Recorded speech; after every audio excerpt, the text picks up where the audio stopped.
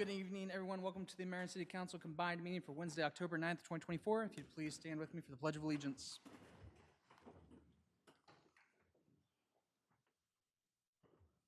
I pledge allegiance to the flag of the United States of America and to the republic for which it stands, one nation, under God, indivisible, with liberty and justice for all.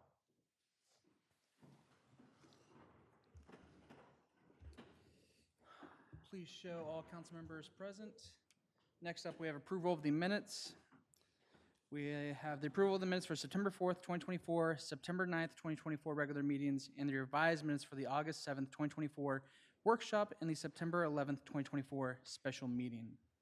Any questions, comments, concerns regarding that? Make a motion to approve the minutes. Second.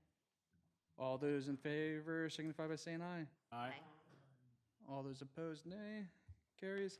Next up, we have reception of delegation, Delon and Stain, Michelle Mills, and Addie Blickenstaff, presentation of fiscal year 2024 audit. Sorry if I butchered any names. No, that's right on. All right, Dan's gonna pull it up here. Just had it up. Dan, they were asking if you want to bring up the... Oh, there we go. Good evening. Thank you for having us this evening. I'm Michelle Mills, Audit Principal with DeLeon and Stang, responsible for overseeing this year's audit. And hi, everyone. My name's Addie Blickenstaff. I am an audit manager at DNS, and I was the main day-to-day contact who interacted with Barry and her team. All right. I believe each of you have a complete copy of the draft audit report in your packet. And this evening, we prepared a PowerPoint presentation of what we think are important takeaways from the audit. And again, we're here to answer any questions that you might have. So our first slide gives some general audit information. Management is responsible for the financial statements. We, as your auditor, are responsible for planning the audit, performing the audit, and making sure that the financial statements are not misstated, and issuing an opinion on the financial statements. We are proposing an unmodified opinion on the financial statements, which means that the statements were fairly stated in all material respects, a clean audit report. We found that all transactions were properly supported. There were no new accounting pronouncements that were required to be adopted in this particular year. We encountered no difficulties in performing the audit, and there were no disagreements with management. As always, we like to thank Barry and her team for being always prepared and responsive during the audit. There were no material audit adjustments detected based on our audit procedures. We did identify one significant deficiency in internal controls, and we'll talk about that a little bit later in the presentation. The city was also subject to an alternative compliance examination due to your ARPA expenditures. Again, this is not new. You were subject to that last year and will again next year as you spend down the remainder of your ARPA funding. This next slide gives a government-wide perspective. Again, when you're looking at the audit report, there's two sets of financial statements. There's the government-wide presentation and fund level. So this slide is the city combined. The government-wide total assets were just over $53.6 million. The government-wide total liabilities were $13.4 million. And the difference between your assets and your liabilities is your net position, which was $38.9 million, of which $7.2 million is restricted for future capital infrastructure and a loan reserve. Overall, in fiscal year 2024, there was a change in net position of an increase of $3 million. A couple key footnotes we like to highlight. The city's cash deposits were fully collateralized as required by state law. The city did contribute to the Maryland State Retirement and Pension System, approximately $294,000 on behalf of the employees. Your total debt payments due within the next year are about $945,000. Your ARPA funding expenditures were just over $2.3 million in fiscal year 2024, and you have approximately $1.9 million available for next year. Okay, that's the next slide. I'll turn it over to Addie. Here's a quick pie chart that shows that 53.6 million of your total assets broken into its major categories. Again, this is government-wide, so this would be both your general and utility type activities. As you can see by the large green, 35.8 million or 67% of your total assets represent the capital assets held by the city, which is net of accumulated depreciation. If we head to the right, you'll see our two cash-related buckets. The darker blue color represents unrestricted cash and cash equivalents of 8.8 million or 16% of the total, with restricted cash right underneath of 14% or 7.6 million. If we head towards the left-hand side of the pie chart, you'll see your overall receivables or amounts due to the city at year-end were 1.3 million or comprising 3%, and then a small other asset balance of about 74,000. On the opposite side of our assets is the liabilities of the city, which again, as Michelle mentioned, were $13.4 million at June 30. Your debt obligations comprise 68% of that total, which is just under $9.2 million. The net pension liability is just over $3 million or 23% at year end. Accounts payable and accrued expenses represent 8% or just over $1 million, and a small $138,000 other liability balance. Now we're going to focus a little bit on the general fund. A couple key points to take away. Fund balance is required to be reported in 5 different buckets. At the end of fiscal year 2024, the city had 4 of those. Your non-spendable was a small amount, about $45,000, and that represented prepaid expenses, costs that were paid in advance. Committed was just under $280,000, and that represented park impact fees. Your assigned balance at the end of fiscal year 2024 was just over $39,000, and that included the police asset forfeiture and the remaining balance on your non-cancelable lease obligations. And then the remainder is your unassigned, which was just about $3.5 million. Your general fund total revenues were about $7.3 million, and that was a 10% increase over the prior fiscal year. Your general fund total expenses were $8.4 million, which was an increase of $1.8 million or 28%. Overall, there was a deficiency of $1.1 million versus the prior year, where there was actually a positive number of $33,000, and we'll go over that a little bit later. Yep, so here we'll see the general fund revenues in a bar graph comparing FY23 and FY24 across the major categories. So as you can see, the general fund taxes remained at about 4.3 to 4.4 million. Rather small licenses and permits figure ranging from 125,000 in 2024, which was a small decrease from 132,000 in 2023. The city's intergovernmental revenues of the general fund did see a significant increase during fiscal year 24 related to park grants and ARPA funding expenditures. Service charges were relatively flat year over year, as well as other revenues. If we look at the expenses of the general fund, you'll see we're reporting it by department on the bottom. So general government was relatively comparative year over year. Public safety saw a slight increase of about $200,000.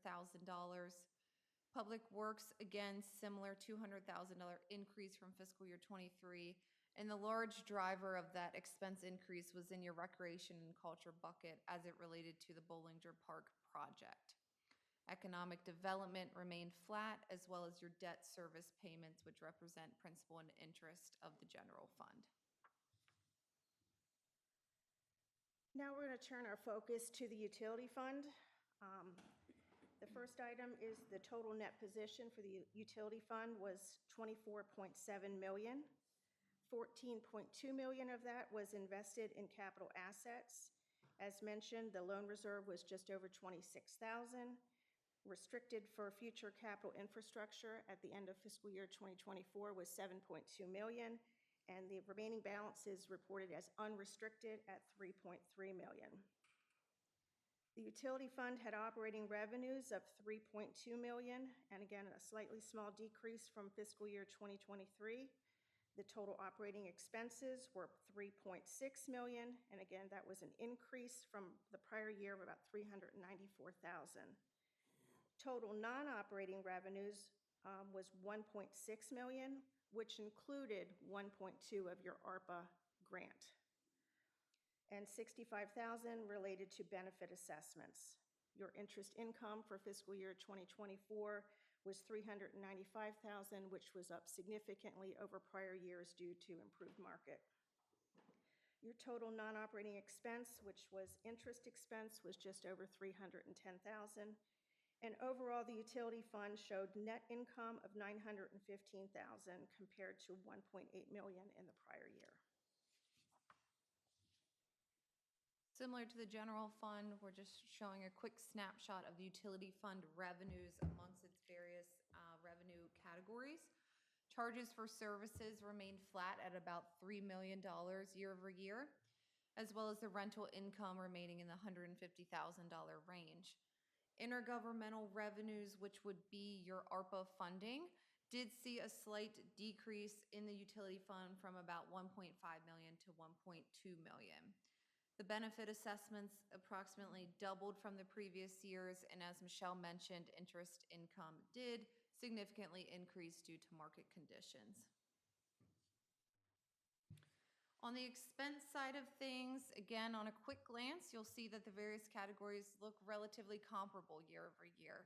The largest increase was in that second bucket as it related to professional fees, which was due to some waste hauling expenses for a certain project that the city incurred.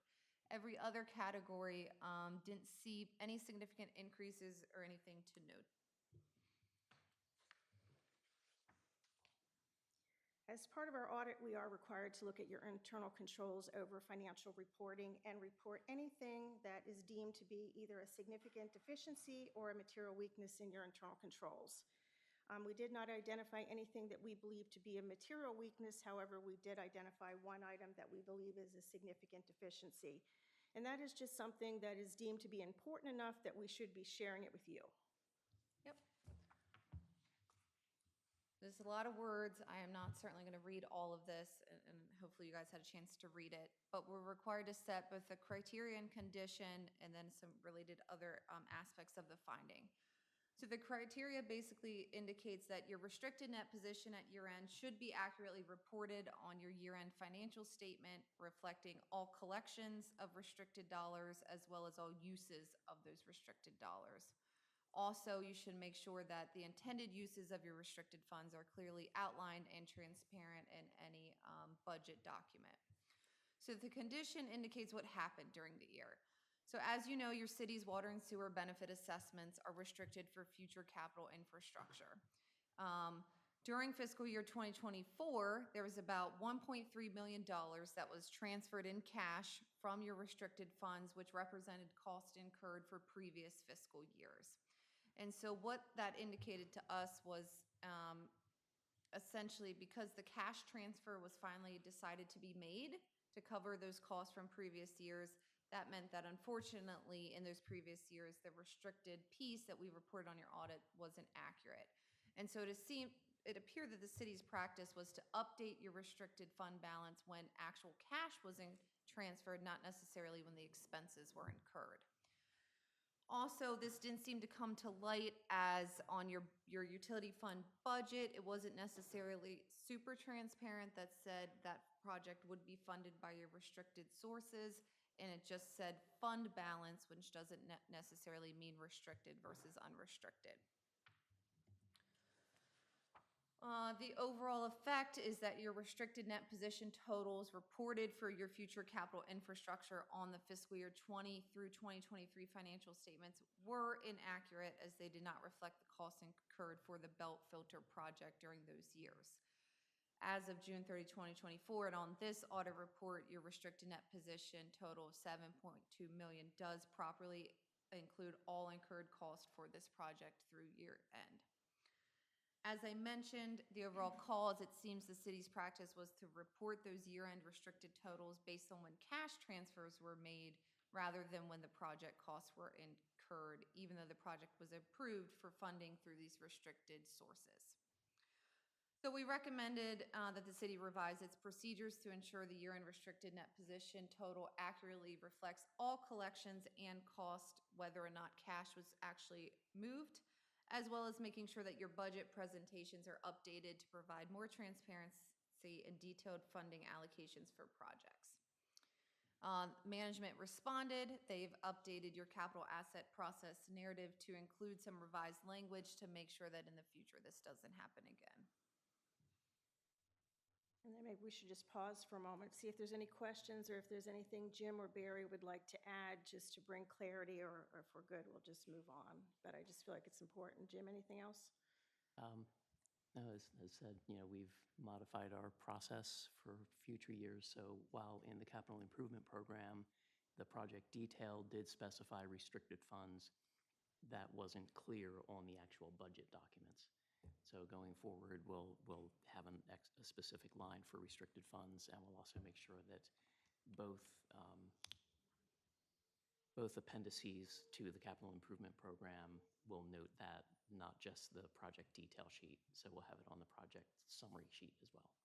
And it's important to recognize that fund balance does not equate to restricted funds. So just make sure when you're designating the use or the source of funds for the project, if you're planning on using the fund balance, which means prior year reserves, but not restricted funds, because restricted funds has a connotation that tied directly back to the benefit, well, in this particular case, the benefit assessments. Yep. Questions, comments, concerns, council? Okay, one more piece. At the start, we mentioned that the city was subject to an alternative compliance examination. Again, this was not new. You were subject to it last year. We're required to issue a report on it and look at the expenditure of the ARPA funding. We looked at the activities allowed and made sure that you followed proper cost principles. We did not identify any issues of noncompliance, and we issued an opinion saying that the city complied in all material respects with the specified requirements of the ARPA for fiscal year 2024. And that is a separate report that we issue outside of the audit report. It's not combined in that audit report. Yep. That's it. So that's what we prepared for you. Questions, comments, concerns from council? We will, in fact, need to approve this tonight since we do not have a regular meeting on Monday. So again, thank you for the presentation. Jim, do you want me to head right into the vote for it then? Sure, we may as well take care of it now. One more time, questions, comments, concerns by council? Looking for a motion in regards to the audit report. I move to accept the audit report. Looking for a second? Second. All those in favor signify by saying aye. Aye. Aye. All those opposed, nay. Carries. Thank you all. Thank you. Thank you.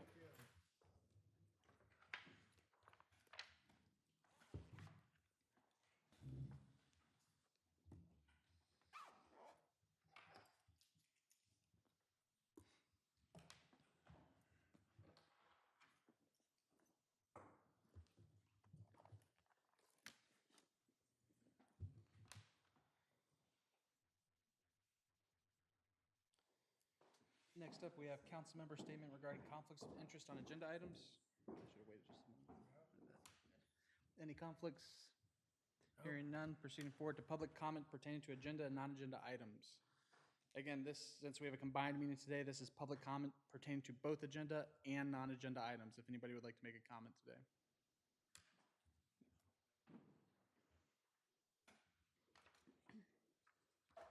Hey guys, Nick Kalanock, 3 Canoe Court. I just wanted to say it's on October 25th, it's the 50th anniversary of Northwest Middle School on the PTO.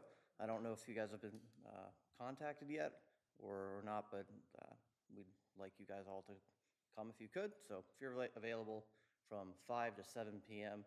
on October 25th, be awesome. Thank That's you. it. Thank you guys. Thank you, Nick. Additional public comment pertaining to agenda and non-agenda items. Any other comments on the floor? Hearing none, proceeding forward to resolution, ordinances, and agreements. Adoption. Up for adoption tonight, we have ordinance 10-2024 Campaign Finance Code Amendment. And again, we'll be moving straight into voting, so I'll start off with questions, comments, concerns by council regarding it.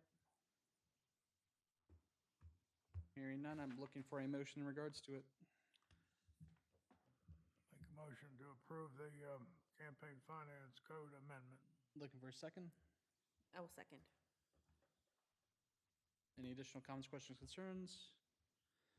Hearing none, all those in favor signify by saying aye. Aye. All those opposed, nay. Carries. Next up, we have Resolution 2024-13, Water Allocation for October. Questions, comments, concerns by council? Hearing none, I am looking for a motion in regards to that. Move to accept the water allocation for October. I'm looking for a second.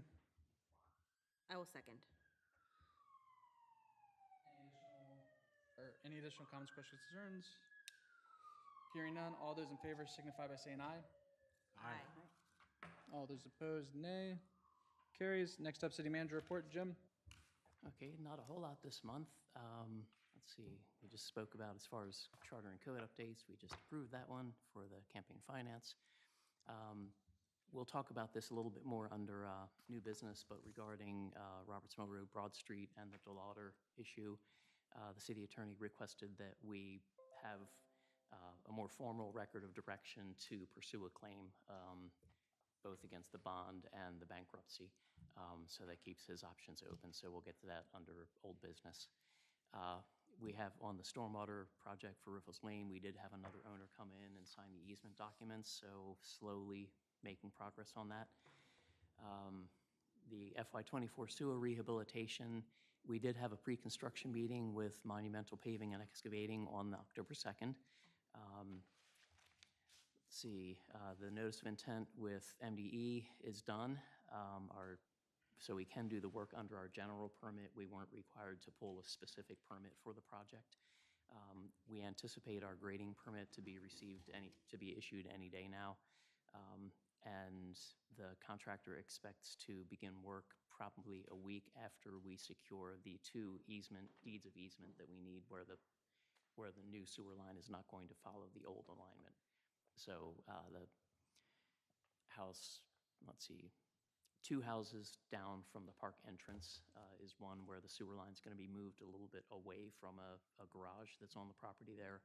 And then by Grace United Church, the line currently goes right behind the church building underneath the playground, and it's going to be rerouted to go around the playground.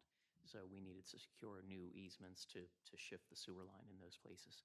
So once we have those, the contractor will mobilize and get to work. So they're anticipating a week after they get the word that that's done.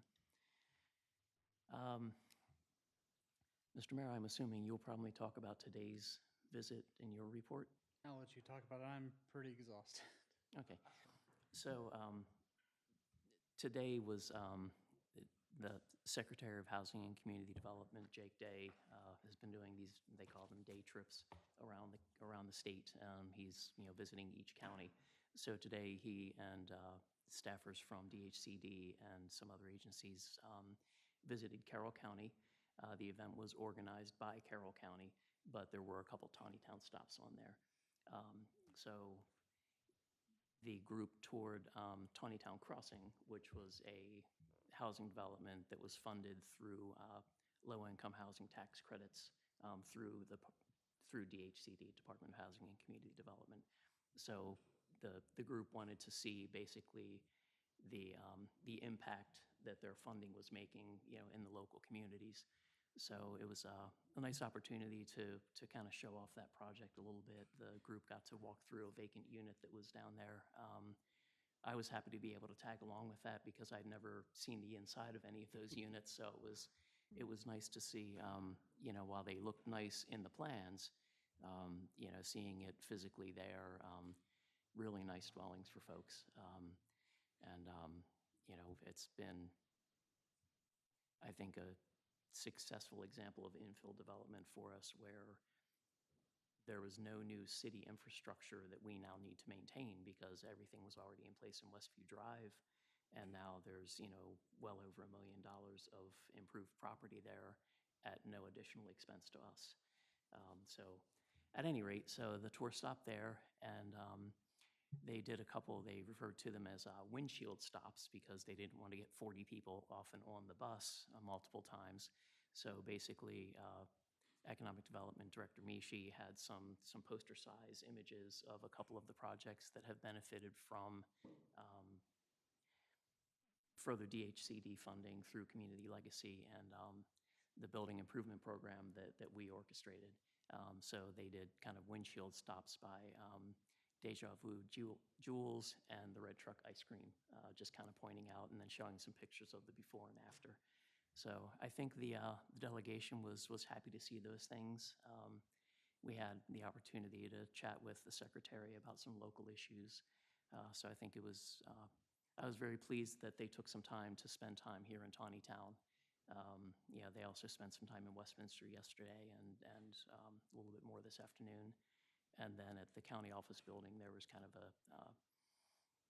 I think they may have used the term stakeholders meeting with the county commissioners, and the mayors were invited.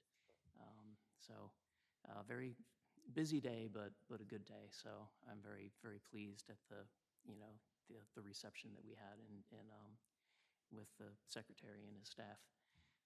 So just wanted to kind of give a quick update on that, and very appreciative that the county involved us in at least a little piece of it.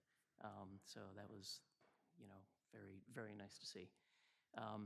Last quick thing I wanted to mention, I think we take this for granted here a lot, but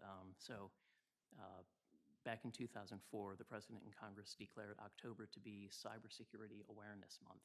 And I just wanted to take a minute to express, appreciation and kind of for the unsung IT department here in keeping our infrastructure safe. Dan and Eric do a phenomenal job of keeping our systems up and running. I add one tidbit on that. I will never ask you for a gift card, just so everybody's aware. Okay, right. So, just by way of example, this summer there was the CrowdStrike event that took down a lot of businesses and a lot of other government offices, and we were still running. And I think that's kind of testament to the measures that Dan and Eric have in place for us. So, just wanted to kind of make mention of that. So, I realize it's always it's whatever recognition this month or that month. There's always something to be recognized. But I thought, again, we don't really talk about information technology a whole lot, but we can't work without it. Yeah. And, I want to say that, and our team does a Dan, I was phenomenal over in Dan's office the other week, and he showed me where we get nearly 13,000 hits per day of people trying to break into our system. So he does a fantastic job of staying on top of that and keeping our systems secure, and very appreciative of that. And we did just, Dan did just finish up a grant recently to apply for some increased security measures. So hopefully, fingers crossed, we'll get that. Yeah, That'll give us that. some more operating flexibility, but still keeping us safe. So just wanted to take a minute and kind of recognize our IT department. And that's all that I've got, unless there are questions for me. Questions, comments, concerns by council? I have just one and it kind of goes back to the audit a little bit. I was just surprised that our water and sewer fees are down this year from last year. And are we using less water, or any idea what's behind that? The consumption is just down a bit. So I mean, is it a population thing? I mean, it's not like we had to stop adding houses and stuff. no, well, our growth has essentially stagnated Right, at with the end of- at the end Meadowbrook of and Bees Crossing having been Crossing. built out a couple of years ago. So I think the usage is just slightly down. So, and we didn't have our near drought situation that we typically face every summer. got in July. was a much Shorter shorter duration, yeah. window Yeah. this year than is typical. So I think that perhaps outdoor water consumption was down a good bit because, you know, we didn't have the duration of the dry spell in the summer that we typically do. Okay. So I can double check with DPW, but Yeah, I was that's just interested, because it that's just my seemed, take on it just seemed a little off kilter to Counterintuitive see that that- number that- go down. I mean, no, we haven't reduced rates or anything, but neither have we increased them. So anybody who says they were, you know, anyway. Yeah, we didn't collect as much money this year as we did last year. Right. Sounds good. Any additional comments, questions, concerns from council? Hearing none, proceeding to department reports. Main Street update. Okay. Mish is going to drive with our PowerPoint presentation here. The mayor asked that we just give you kind of an interim report or a bit of an update on what's been going on as far as our behind-the-scenes Main Street efforts. Next month, the plan is to come back with a list of recommendations on how to restructure our program going forward. But just to kind of get started with it, you can go ahead to the next slide, Mish. And I need to keep up on my own.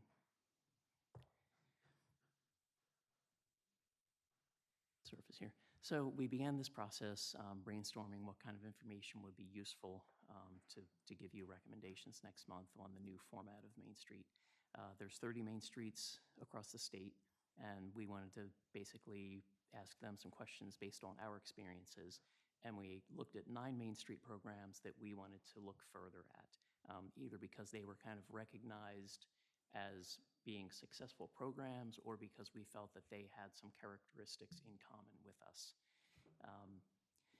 We started with online research for what, you know, and I'll credit Mish with doing the vast majority of that, to learn what we could about the basic form of their programs. And that information kind of let us drill down onto some more specific questions for them and kind of helps us narrow down the programs that helped us narrow down the programs that we wanted to focus on. Go on to the next one. So from the initial 9, we whittled it down to 6 for a little bit of a deeper dive. And for that, it's going to be a mixture of Zoom calls or Teams meetings and site visits, depending on logistics and how many we can actually physically get to over the next few weeks. They're a mix of places, including programs that have very little government involvement, and there's one where the elected officials are actually the Main Street Board.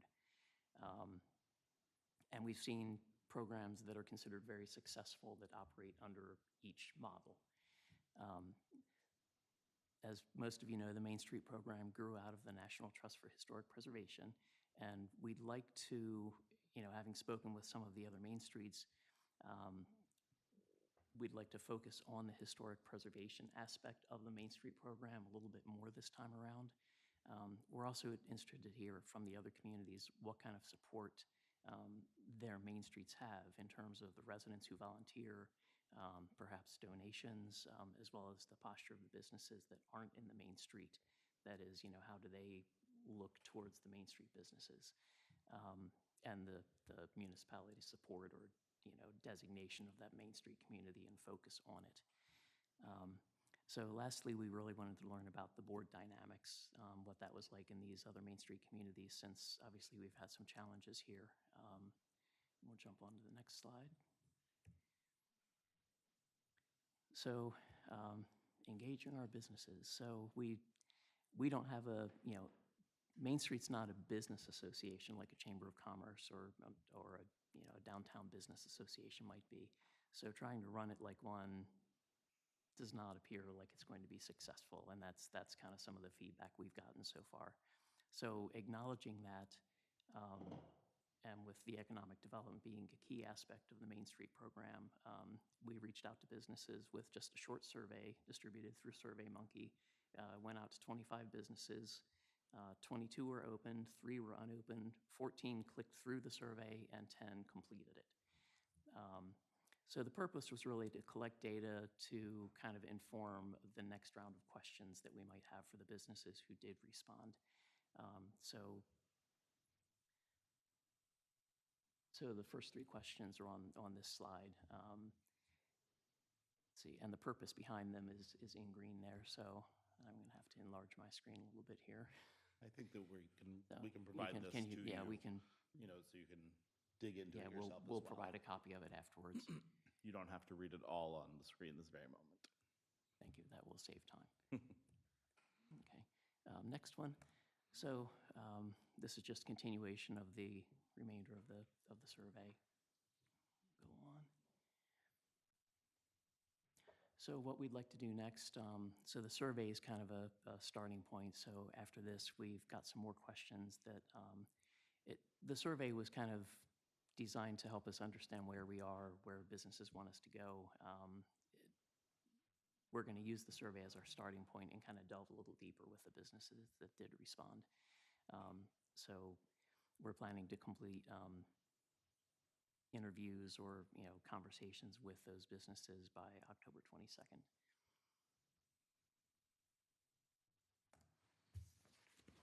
We've also been engaged with DHCD on the process. So as you know, Main Street, Maryland is housed in the Department of Housing and Community Development. Christine McPherson is the project manager for Main Street and has been for several years, but now she's basically overseeing the whole program. And let's see, the new person in her old role is Kristen Dawson. So Christine continues to be involved in all of our calls, supporting Kristen. And Christine's supervisor has been involved in the discussions as well. We had our kickoff call in September, and we have some follow-up calls scheduled. We've got, I think, 2 more calls scheduled, is it, Mish? Okay. And the idea DHC can provide us some guidance and advice and tell us, help us ensure that we're, adhering to the state level rules, but also, they respect that the process has to be a local one and that there's not a one size fits all. So they're really kind of stepping back to be a resource for us rather than, telling us how to do things, but they have made themselves available for consultations. So that's very helpful. And let's see, engaging DHCD.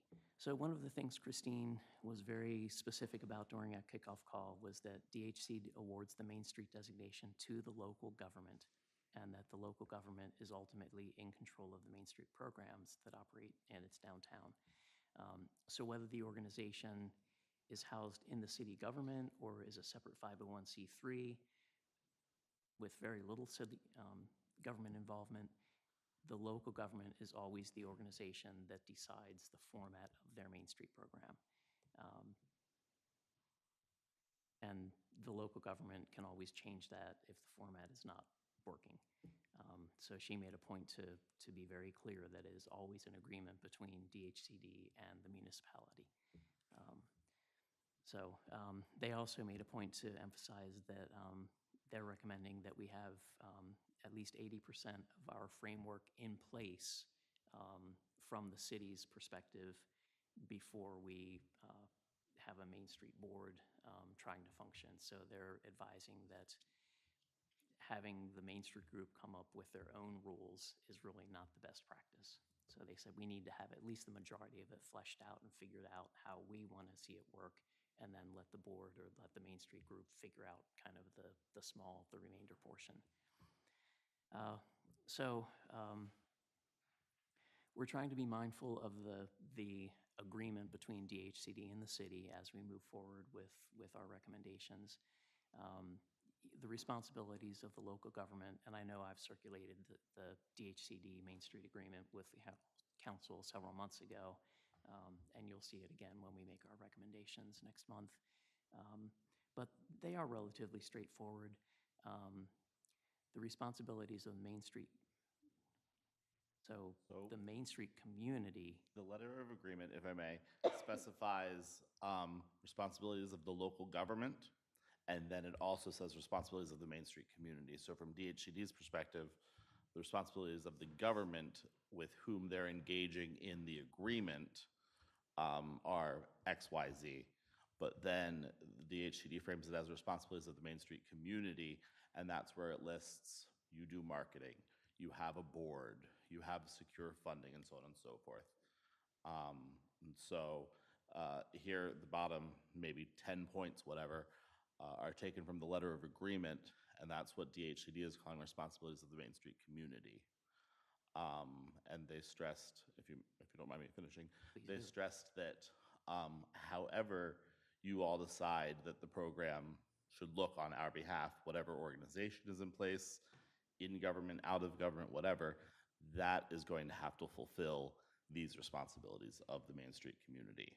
So, maintaining the accreditation standards, have an organizational system and structures, sustainable program funding, and so on and so forth. And so that kind of should be a little bit of a North Star that whatever we decide on will be in a position to fulfill these. Okay.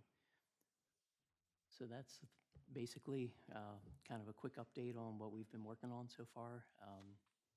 If anyone has questions or comments at this point, happy to hear them. But as I said, we intend to be back next month with a set of recommendations on moving forward. But the mayor, as I said, wanted us to kind of make a little more public show of what we've been working on kind of behind the scenes. So that folks out there in TV land will know something's happening. Questions, comments, concerns by council? As one might imagine, I have a few questions, and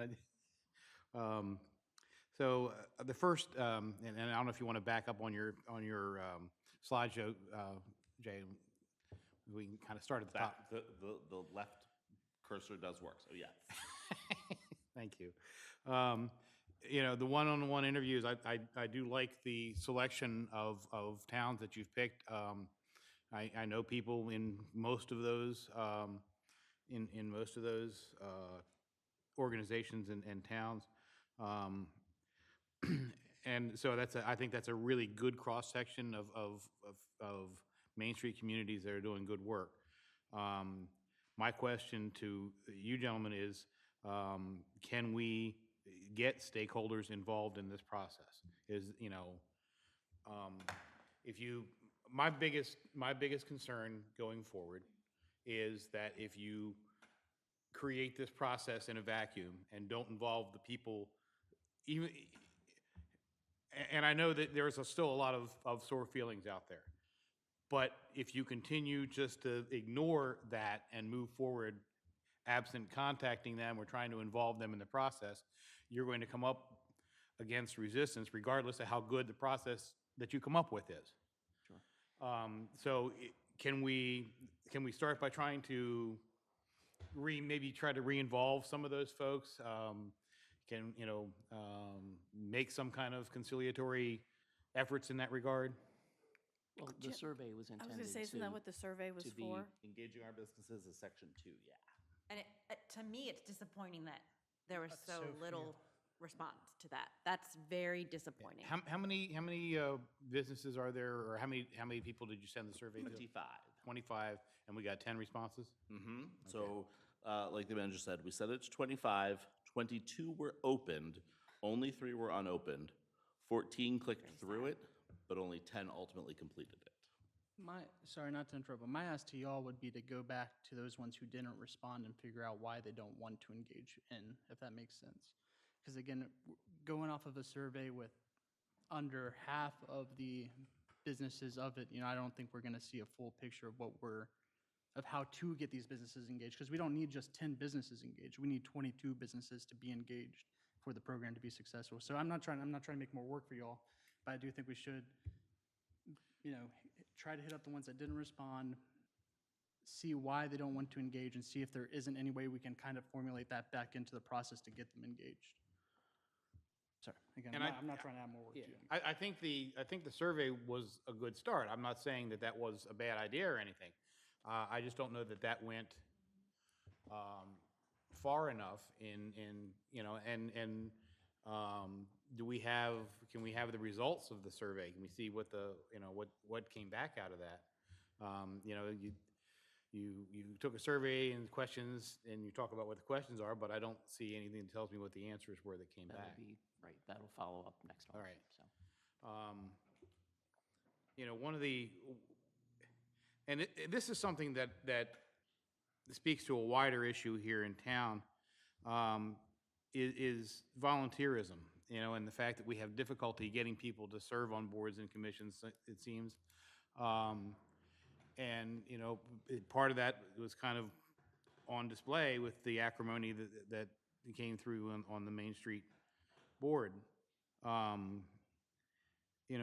think that, and this is just kind of a general comment that applies to just about everything that we do, is that we just don't seem to be good at getting out to the residents, to the citizens, and getting them involved. And in a lot of cases, we get a lot of, well, why should I? Because it doesn't seem to matter. And so the openness of this process, the engagement, involvement of some of the other stakeholders, I think would go a ways to alleviating a little of that. Can I just mention, to me, that just creates a different kind of vacuum, because then you're only catering to the people who have the time and want something from the program.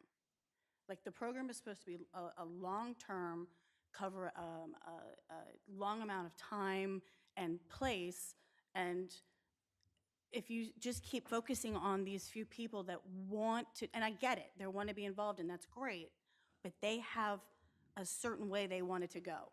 That's not what we're looking for. We're looking for a big, wide range coverage, especially talking about historic preservation and other aspects, not let's just keep pushing the businesses, because that's not what the Main Street is supposed to be about. Like they said in the beginning, it's not a chamber of commerce. It's something that is talking about our Main Street, how we can get more people here, and that doesn't necessarily mean it's about the businesses. Sometimes it does mean it's about the events or other things that will draw them here. And I think that was part of the problem, is that we had some tunnel vision going on with the previous group. And I'm not saying that what they said was wrong, but it was very hard for them to kind of open up that curtain a little bit and take more in. So if we get a basis, and then once that's set, then they can come in. Aside from the surveys, like the surveys help, but again, like you said, there's people that aren't filling them out. Right. And I don't, sometimes they don't, some of that reason that they're not filling them out may be this exact and same. some of them may just be like, I'm running my business the way I want to run my business. Well, the city government shouldn't have anything to do with it. And maybe they don't you're need right, us there is a to fair do amount of that, and right now, that's kind of where everybody kind of is like, do we really need this? So.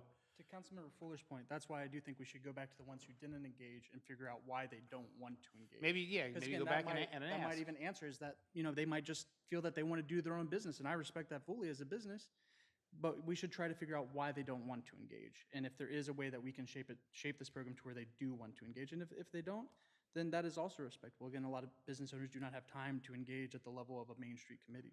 Yeah. And I'm also not saying that you need to go back to Sharon and Stephanie. But let's see if we can get some involvement from other people on in the area, and that are in the affected area, and in Main Street, the program, yes, it's about preserving historic districts, but the means to preserving those historic districts are the businesses that occupy the spaces. Well, but So unfortunately, we don't have enough businesses occupying all those spaces. Yes, and that's part of the problem. And that's supposed to be part of what Main Street is in place to fix. And it's not, that isn't they incentivize, they don't fix. Like, you can't make a property owner, decide to not have rental properties on a ground floor level if that's what makes the money. So to have a group come in and say, hey, we No, want but you to do this. there are certainly programs out there that can help incentivize those business owners, and that's what you really want to do. You don't want to be, we want you to do this. But That's not the way. That's for after we've got the basis. I agree. That's for after.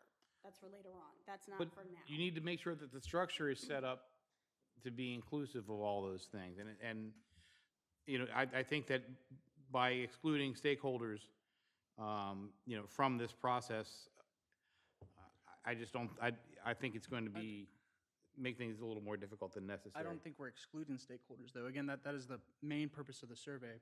And again, that's why I do think we should go back out and see why they don't want to engage. But at the end of the day, to go reach back out again to specific people, again, I think you're creating the tunnel vision that Councilmember Fuller did bring up, is that we need to see why they don't want to engage. And again, if it's just simply that they don't have the time, then they don't have the time. But we definitely don't want to restructure a committee around 10 people or even narrow that down to try to get specific people who were maybe previously engaged to, again, try to structure it how they want. We need to put the structure in, as they said, 80%, and then they roll with it from there. But again, we do need to see why only 10 out of 22 are engaging. Mish. Mr. Mayor, we are 60 days in, roughly, to this process, and neither the manager nor I know what our recommendation will be, nor what form it will be in, and I'm mindful of overpromising. But one of the things we have discussed is taking the recommendations and sort of categorizing it in the same way that DHCD categorizes the letter of agreement, saying, DHCD says, have sustainable funding. This is our recommendation for how it's funded. DHCD says you have to have an organizational structure. This is our recommendation for that. And so Section 1, researching other Main Street Maryland programs, and Section 2, engaging our businesses, I think is designed to provide, if everybody answers this business survey and says that they're willing themselves to go out and water the plants, then in our design component of that, we're going to recommend, based on what we've heard from other towns and based on what our businesses have told us, we recommend doing X, Y, Z. And so this is fact finding more than venting or saying, how are your feelings? What did we do wrong before? This is us gathering our information and saying, okay, we need a recommendation on how many people should be on the board. This is why we're recommending this based on, our own, hypothetically, only 3 of our businesses said they're willing to serve on a committee. So our recommendation is going to be that the board not be so business heavy, something like that. And so tonight really is just to sort of update you on how the fact-finding is going, and sort of where our mind is on the fact-finding. And then next month, we're going to present to you our recommendations based on what the requirements of the program are from DHCD and the facts we've gathered. And also, next month when we present this to you, that doesn't mean that you have to immediately adopt it. It doesn't mean that you have to, accept it in whole or in part. It can be an ongoing conversation. After we've got these recommendations, we can take those to stakeholders and say, what do you think about this, and so on and so forth. So this is really, it's an ongoing and an evolutionary project, and this is sort of where we're gathering our facts from. And I like the last thing you said about creating your set of recommendations and then going back to those people. That's course, great. will be the I love that. council's The only thing that I would ask is that you get, as they could or as somebody can, someone from the stakeholders groups, from the even if it's the group of 10 that answered the survey, whatever, that could maybe ride along or listen in on your interviews with the other, so that they can hear what's going on in the other programs and hear for themselves. Because there's a certain amount of, shall we say, distrust over what coming from the city because of everything that went on. So I think just even if they're only there as listeners, with only 10 of 22 responding, I would say that, again, you don't want to just make something based on a vocal minority currently. Well, I'm not suggesting that. I know, it's just, even if you take those people who, only the 10 who have answered, and you take them on ride-alongs, and again, they become more part of the stakeholder figuring it out process, again, you are now putting yourself in the same tunnel that was described earlier. And I'd rather you take the 13 who didn't answer and find out if you can get them involved, you know? That's, I'm not saying you have to keep it narrow to those that spoke up. You know, but it ought to be broader than just the two of you guys, in my opinion. So, we can leave it go at that.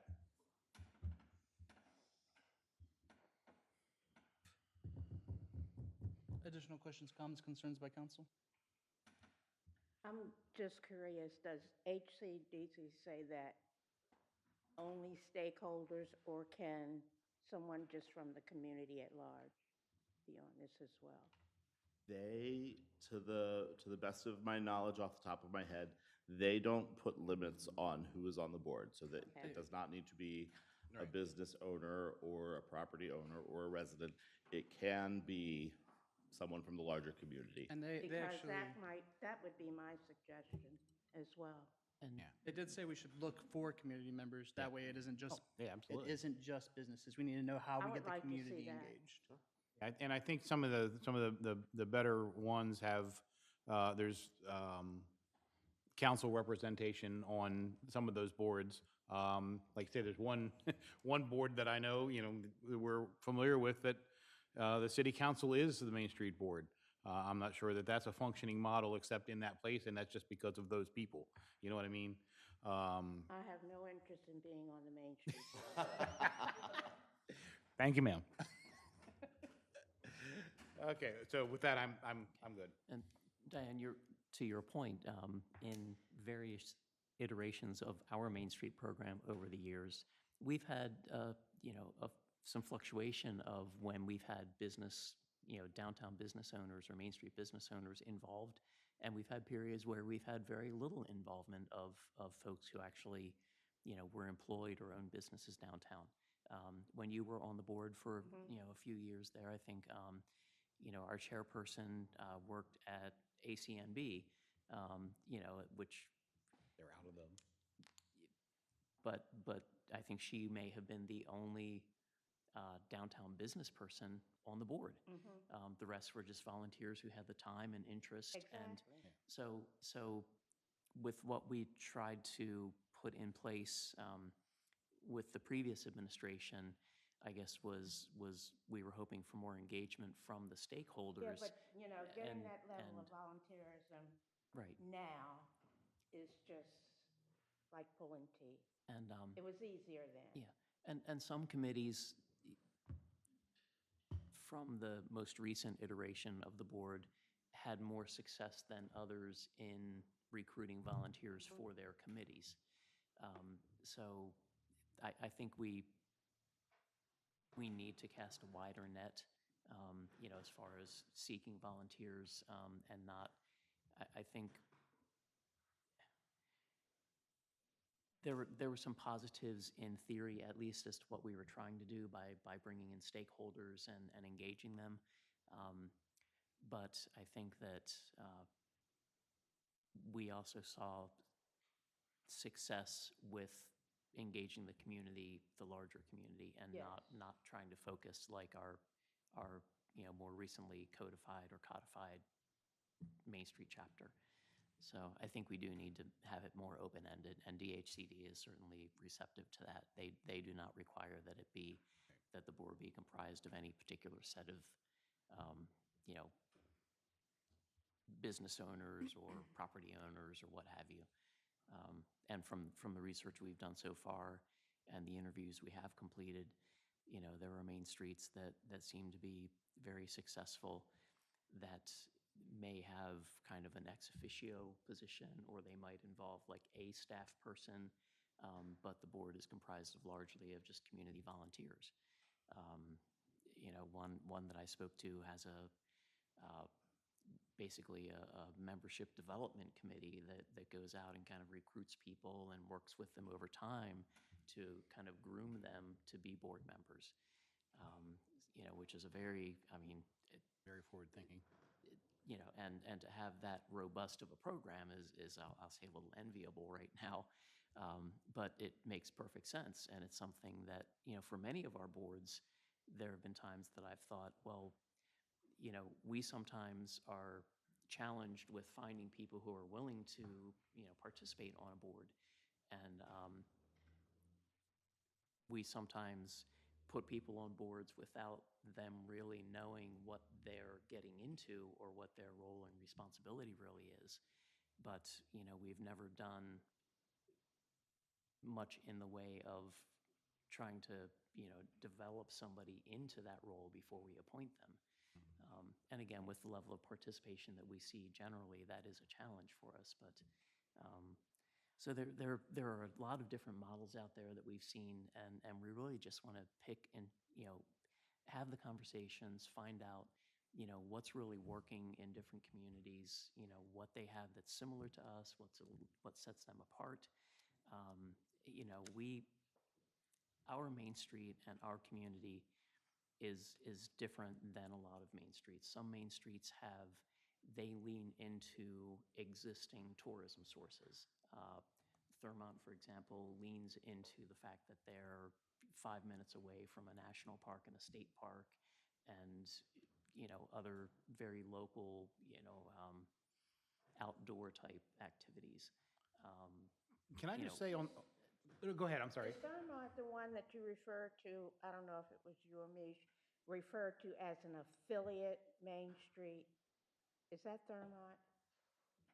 They referred to somebody as an affiliate Main Street. What is that?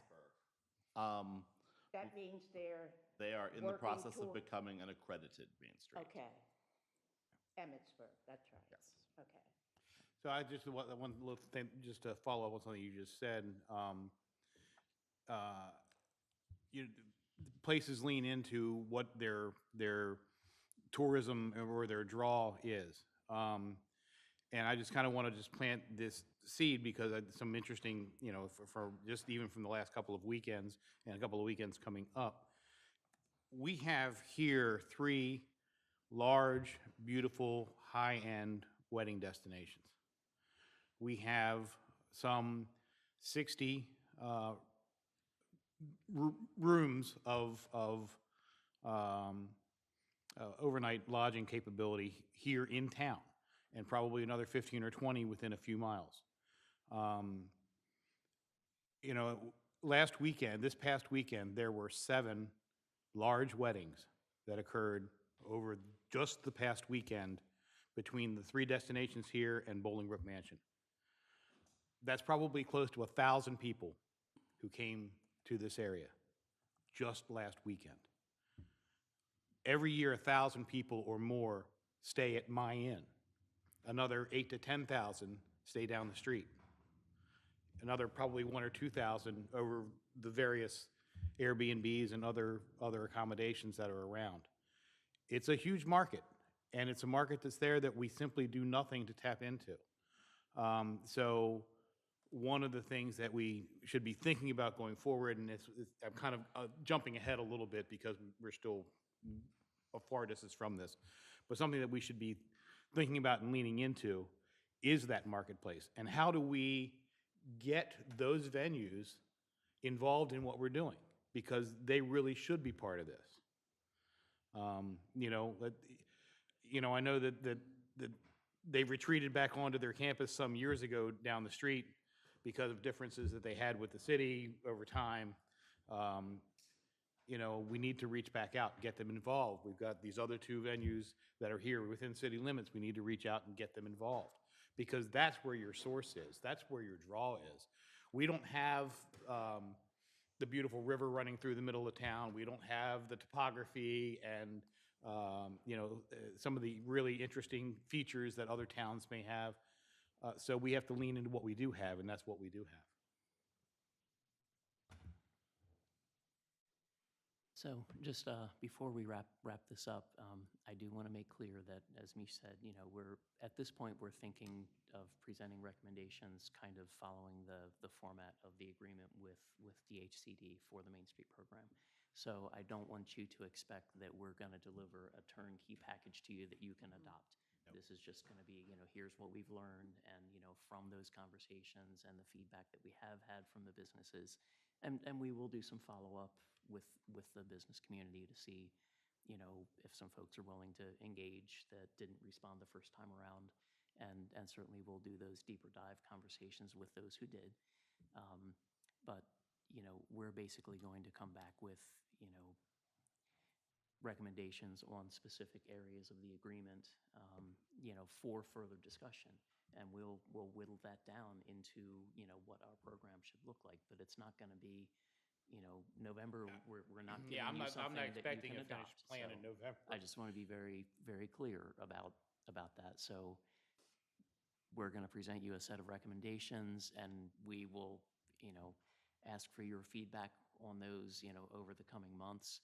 I don't expect you to get something in your packet and be ready to say, I want option, it's not going to be like an à la carte menu that you're going to come back to us and say, we want this, this, this, and this, and this. It's going to take some time and some thought. And you may want to engage with people on your own and see what kind of feedback you get on some of it. So, I think we are looking at more of a process, for the next couple months. So we'll. And I think I think you're making all the right moves, doing right at the start. I think one of the things, and I keep saying I'm going to leave it, but I'm going to leave it with this. One of the things that Ms. Mary said in the mother of the Main Street program, the person who actually created this 30-odd years ago, said that, trying to do this without a plan is like trying to put the jigsaw puzzle together without having the box lid. And so we need to get us a box lid. And I think we didn't do that as well as we should have the last time. Yes. Question is a little unrelated, but you said there are 22 out of 25. Are the 3 businesses that aren't open, are those just ones that, do they already have permits through the city and they're just not open yet? Or is it 3 vacant? I apologize. 3 emails went unopened. Oh, my bad. I apologize. Okay. I thought you meant 3 I'm sorry if businesses that weren't No, open. that was a list of what people did once the emails were sent. Okay, I Do you know if those were live addresses and if those were live people or? None of them came back, like no emails bounced back, to the best of my knowledge, that they were people. For instance, there is an auto repair shop on Main Street. I don't know how frequently they check their email. My understanding is they're primarily a telephone scheduled business, and so it may be that they don't really prioritize email. One of the hair salons, I think, probably doesn't check their email very often, things like that. So I think that it's. Have you thought about following up on phone conversations or stopping in to see them and say, hey, we sent you this email. Did you see this? Would you like to be involved in this? Yes, I aspire to a much greater reply rate. There are a lot of moving parts here with dealing with engaging with DHCD and other Main Street partners and so on and so forth. So it's not, it is not a lack of will or enthusiasm. And hopefully by the time that we meet you early next month, we'll have, a 100% engagement rate. Oh, it's also, by the way, Over-promising. oh, right, yeah. I just get enthusiastic. Also, in situations like no anchovies and Old Red Truck ice cream, they only got 1 survey. Situations like Downtown Fitness and Design Associates, they got 1 survey. So if you are saying, I think we have more businesses than that. No, could be one of that things wasn't that's the skewing question. it. No, I'm just include that as information. Thank you. Sounds good. Additional questions, comments, concerns by council? Well, thank you for all the information thus far. You're welcome, and I have emailed it to you. You might all be getting simultaneous dings right now. Thank you, Mish. Yes. Thank you. Thank you. And the city manager said that I may be excused after this, and if you want anything else from me, the clock is Good night. ticking. See you in the morning. Any questions on the economic development report while Misha's here?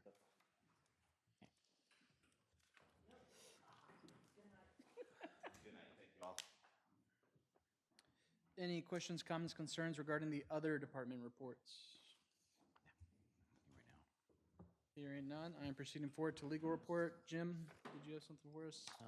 Nothing this evening. Obviously, Jay was not able to join us as hoped. So, jump into old business. Yep, we'll head on down there.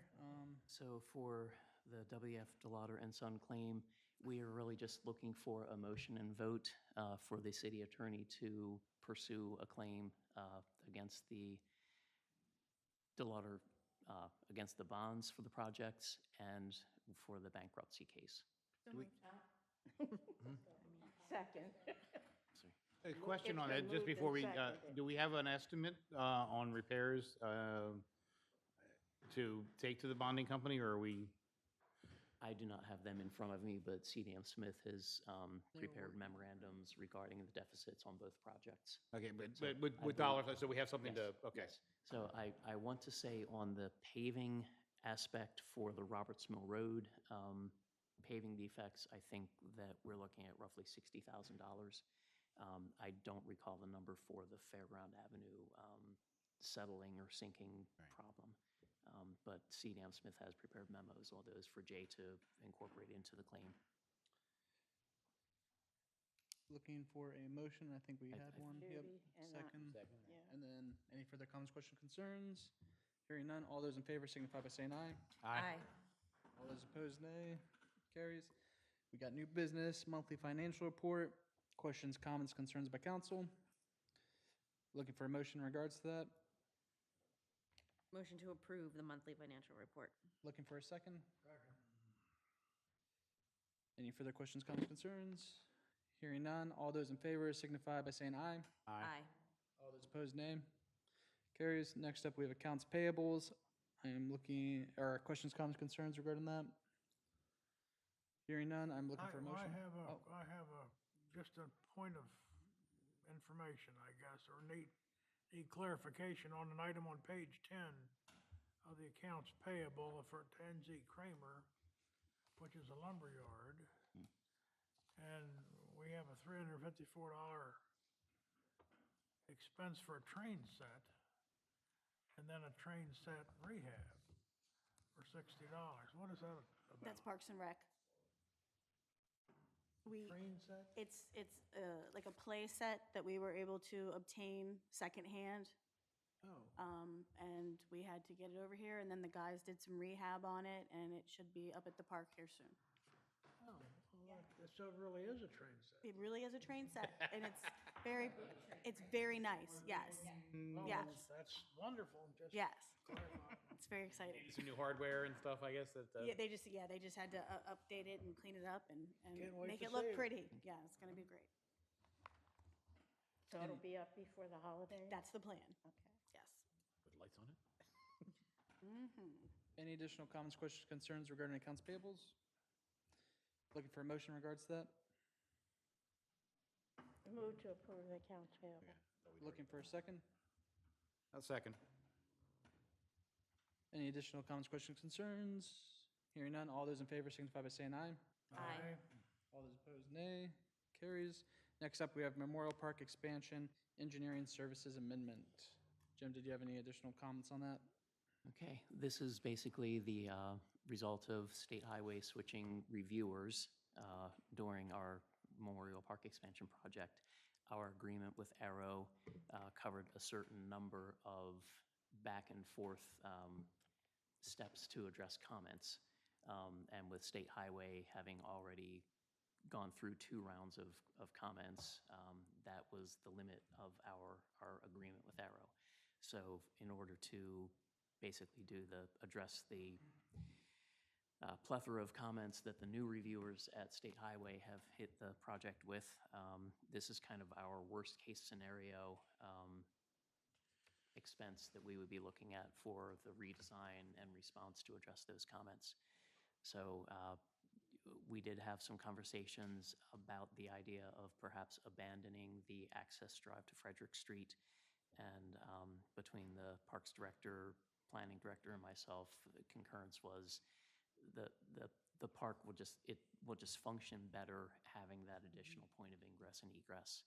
And we realize it's going to cost extra money, but the project is just better with it than without it. So we recommend approving this addition for the additional engineering costs. Questions, comments, concerns by council? Looking for a motion in regards to it? Make a motion to approve the engineering service amendment for the parks. Looking for a second? Second. Second. Any additional comments, questions, concerns by council? Hearing none, all those in favor signify by saying aye. Aye. All those opposed, nay. Carries. Next up, we got council member reports, starting with Councilmember Tillman. A couple of things. I'll save some of this for, regarding the planning commission, work is moving forward on the revision to the comprehensive plan. We put out survey. We've gotten a tremendous number of responses in the early going to the survey. We're very pleased with the response that we got, both online and also live responses from the table that we had out at Memorial Park for the Harvest Festival, even in the weather as such as it was. And we'll have the table out again at the pit beef sale for the fire department. I'll be manning the table for that, and we're going to be really trying to push forward. And we'll probably make maybe some more Facebook posts, and we can push to try to get folks to answer that survey. But that work is moving ahead, and I have been very pleased and impressed with the efficiency with which that group has been working and accomplishing their mission. So that's gone on very well. Let's see, we did get a concept site plan from an expansion for Curaleaf. They're expanding and going to outdoor growing. And so they presented a concept plan for that, which we approved. We did not approve, that's right, we sent them back for, it was a presentation only, that's right, it comes back for approval. Thank you for correcting me. But that was very interesting. It's interesting to know that they are doing just that in other localities with a pretty fair amount of success. So it'd be an expansion. I think they said about 30 more jobs would come with that. So that's going to be very interesting. Active site plans, the Taneytown Elementary School kindergarten addition is working through the process. As you just talked about, Memorial Park expansion and Curaleaf, and those were really the active projects that we talked about. So it's a busy time in planning in the planning commission. So you're up. Okay.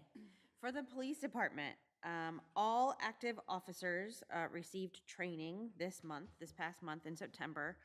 They all completed 3 hours of Will to Win training. That was a 3-part training that was completed by all patrol officers. In specialized training, Private First Class Darby completed Glock Armorer's course on September the 5th for a total of 8 hours of training.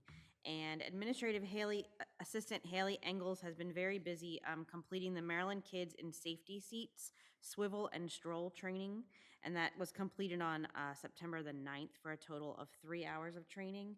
And I know she's been very busy inspecting car seats at the police department and had an event today where she was doing that also.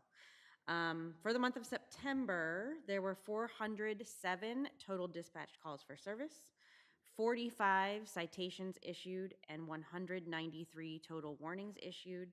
There were 10 adult arrests in September and 1 juvenile arrest. As far as community outreach goes, during the month of September, the police department was busy, as always, with numerous community outreach events. On September 11th, members of the department participated in a 9/11 memorial ceremony at Northwest Middle School. On September 12th, members attended Playtime in the Park, which was held in partnership with the Taneytown Library. And on September 24th, the department participated in the Community Resource Fair at the Taneytown Elementary School.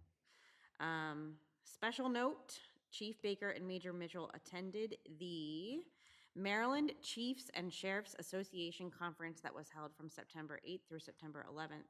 And they gained a lot of informative information along with many networking opportunities with numerous other law enforcement agencies.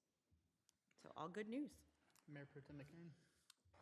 We spent a lot of time already this evening talking about economic development, Main Street in particular, and I just want to, I was kind of quiet during the discussion, so I thought I'd save my comments for this spot so I'd have something to say.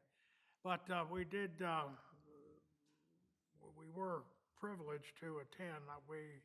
Councilman Tillman, Councilman Foster, and myself, along with Economic Director Mish, were accompanied, I went over to Frederick, to the Weinberg Center, and then spent the day at a Main Street, Maryland meeting, the first annual, I guess, Main Street, Maryland meeting, and I thought it was very, very interesting. I'm not sure that it was exactly what I expected, but I did get a lot of information out of it, and I truly hope that we all together can bring some of those ideas home to Taneytown. One of the things that I did want to say about this report that's being developed, I think it's an excellent report, very detailed and very informative. The only thing I'd like to say is make sure we get the maximum benefit from what we have here. This tool could give us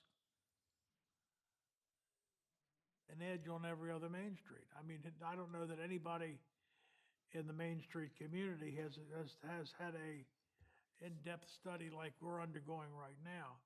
I think if we learn and pay attention to what comes from this study, we'll be far ahead of the game from where we were before. So I commend the staff for coming up with a plan like this. I think it's has the potential for being very important to our Main Street efforts. The idea of, and this is reflecting on what Judy said a little while ago, is that, Main Street's more than just the businesses. And that was brought out in the conference yesterday. And I don't know that I ever realized that until yesterday. I mean, I guess I always knew it, but really focused on the fact that that Main Street, Maryland is not just about the businesses. It's about the residents. It's about the Community. the landowners, and it's about the landlords, and it's about the people who reside here and work here and live here. And all of this has to be considered. And the report that we're developing, it goes to great lengths in exploring each one of those facets. So again, I offer my compliments on the efforts that we're undertaking to get the report done. So that's all I have. Councilmember Foster. A couple of things from DPW. The well levels remain stable from the previous months. The standpipe cleaning and painting has been completed, and the tank has been filled and put back online, and MDE has issued their construction completion certificate.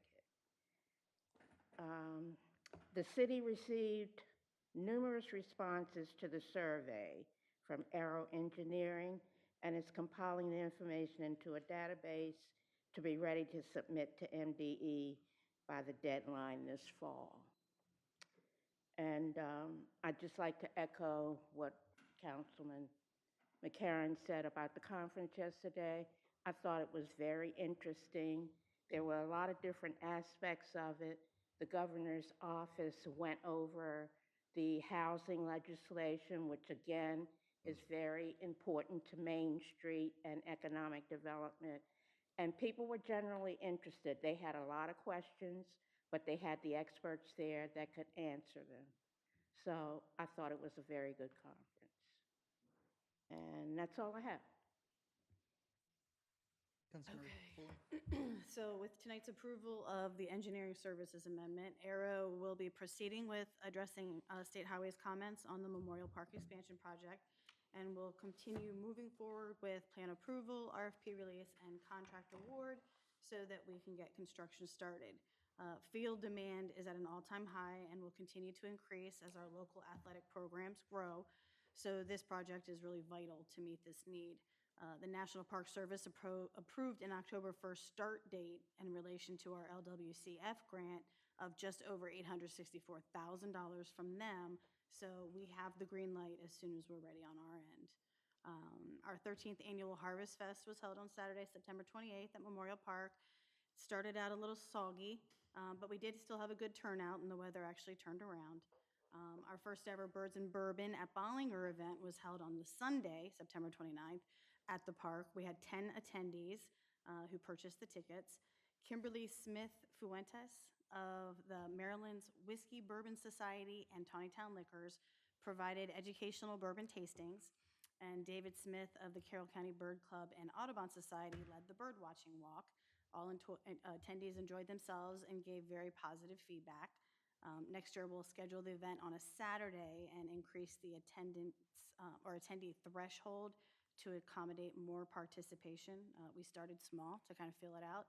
I did go, and even though it was a little rainy, we had a really great time, and it didn't hurt that both David Smith and Kimberly were very knowledgeable and excited about each of their specialties, so they made the event that much better. So if you have a chance next year, you don't want to miss it.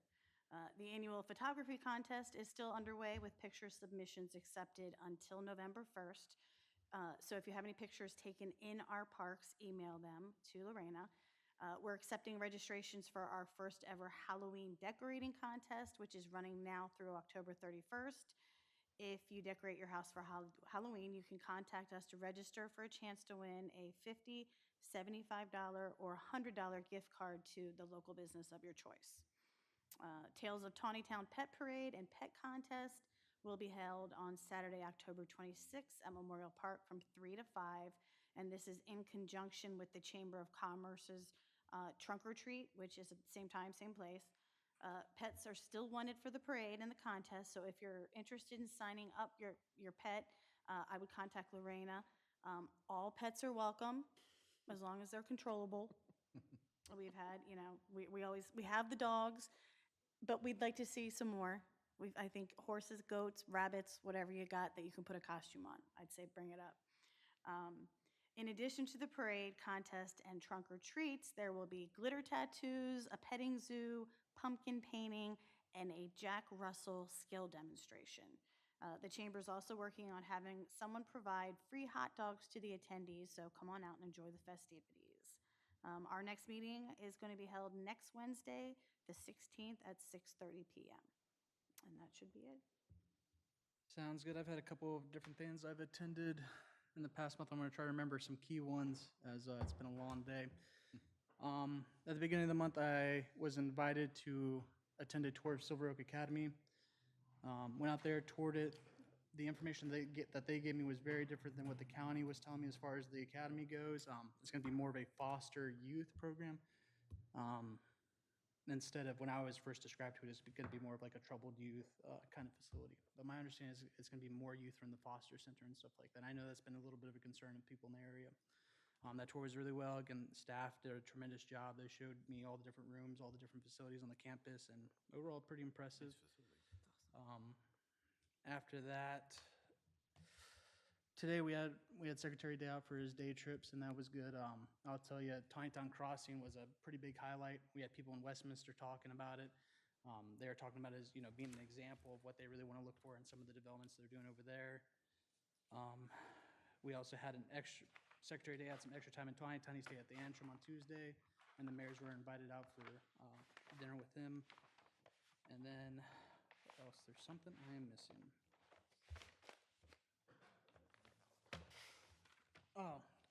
Taneytown Steering Committee. So Taneytown Elementary has been designated a community school. in Maryland, and as such, they got to have a steering committee. I was invited as the mayor to take part in the steering committee. However, I told the staff on the steering committee that I might not be able to attend all of them, so I've coordinated with a staff member who will be attending them in my place when I cannot attend them. Other than that, it's been a busy month. Hope everybody has a good weekend. Looking for a motion on adjournment. Mr. Mayor, one other thing, I don't know if we all got it. The Veterans Day ceremony is November 11th at the American Legion. I think it starts at 11. Yeah, I think Yeah. so. Councilmember Thomas, I'm not sure if you got that. Your email on that list it had a period in it, and I don't think your normal email does it? No, not, I'll forward it over to you if you don't. okay. If you want. Yeah, I'm not sure, because I didn't get the email, so, Yeah. so there must I be. noticed your email was Yeah. different. Yeah, on so it that must one. be a typo. No, so no, it does not, my email does not have an extra period in it. Before we adjourn, I would like to say one other quick thing. You know, I attended the conference yesterday, and there was so much really great information, but one of the things that really struck out to me, and this applies really to everything that we do and not just to the Main Street, but one of the presenters, you know, listed 7 good practices that help make good organizations, and I just want to kind of just do a 1-minute thing. You know, 1 is sharing power and decision-making. 2 is prioritizing relationships, and I don't think, you know, when we look back, especially in terms of the, you know, what went on with the Main Street Board, I think that we need to prioritize how we engage with each other, and that goes for everybody in that. We need to unpack and address the past, you know, and we need to talk. We just can't sweep that under the rug and go by it, because that's just going to lead to hard feelings in the end. We need to celebrate our differences and value different opinions and perspectives. Source from multiple experiences and knowledge. Believe and make time for what's important. Believe that there is time to make time for what's important. And to prototype and often and early, you know, try things and see what works and what doesn't work. And don't just say, well, that's not going to work here, and then not do it just because we don't think so. I think that's one of the things that came out of that conference. That's one of the things that really stuck with me, that applies to not only the things we do in Main Street, but the things we do as a council and the things we do as people in our daily lives. So thank you. Sounds good, thank you. Just a Looking quick for- reminder that next month, we'll also be having a consolidated meeting on the 4th because of the Veterans Day holiday. Okay. And that is also different than our normal workshop night because of the MML Fall Conference. So just, we'll be Was it meeting. Tuesday or Monday? We'll be meeting Monday, the 4th, Monday? instead of Wednesday, and no meeting on Veterans Day. Sounds good. Looking for a motion of adjournment? Move to adjourn. Looking for a second? Second. All those in favor signify by saying aye. Aye. Opposed, nay. We're adjourned.